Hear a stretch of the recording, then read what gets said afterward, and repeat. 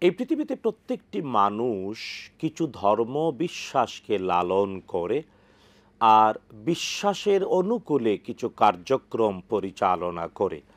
তো ব্যক্তি যে বিশ্বাস লালন করে আর বিশ্বাসের অনুকূলে যে কার্যক্রম পরিচালনা করে তাকেই আমরা বলি ধর্ম এবং ধর্মীয় ক্রিয়াকলাপ বা কর্মকাণ্ড। তবে জানা উচিত এই পৃথিবীতে এমন ধর্ম এবং ধর্মবিশ্বাস অনেকগুলো।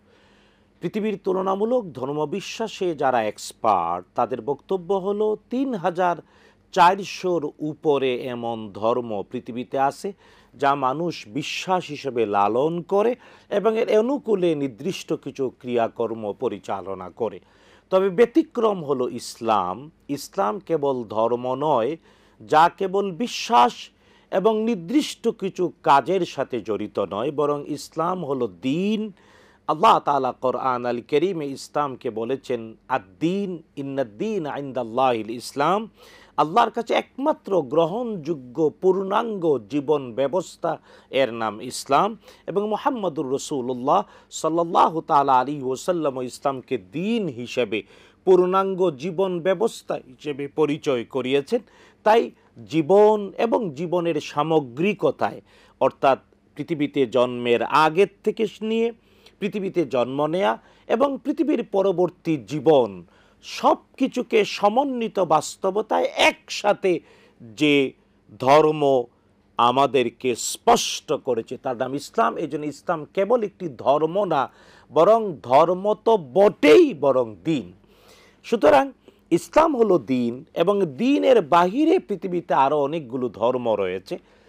তবে ইসলামের নির্দেশনা হলো প্রত্যেকটি মানুষ তার নিজস্ব ধর্মবিশ্বাস ধারণ এবং লালন আর প্রতিপালনের অধিকার রাখে। এই ক্ষেত্রে মুসলিম হিসেবে কেউ কারো প্রতি জুলুম অথবা অনাচার অথবা কারো উপরে কোনো কিছু চাপিয়ে দিতে পারবে না, বাড়াবাড়ি করতে পারবে না। আল্লাহর নির্দেশ লা ইকরাহা ফিদ্দীন, দ্বীন এর ব্যাপারে বাড়াবাড়ি নাই, চাপাচাপি নাই, বরং প্রত্যেক ধর্ম ব্যক্তি যা লালন করে এবং ধর্মের অনুকূলে যা যা করতে চায় করবে।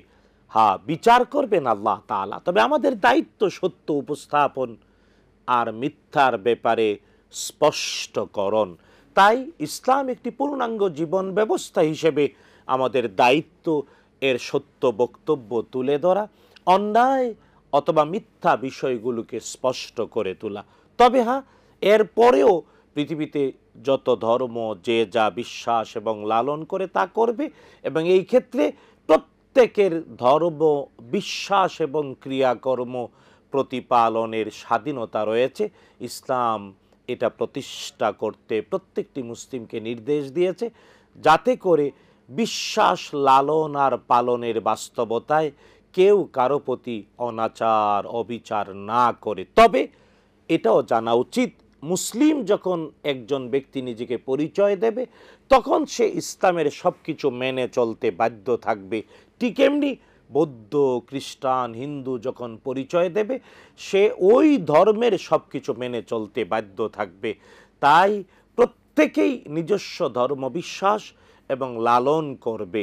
তবে হ্যাঁ, কোনো ধর্মকে অবশ্যই চাপিয়ে দেয়া একটার উপরে আরেকটা তা করা যাবে না।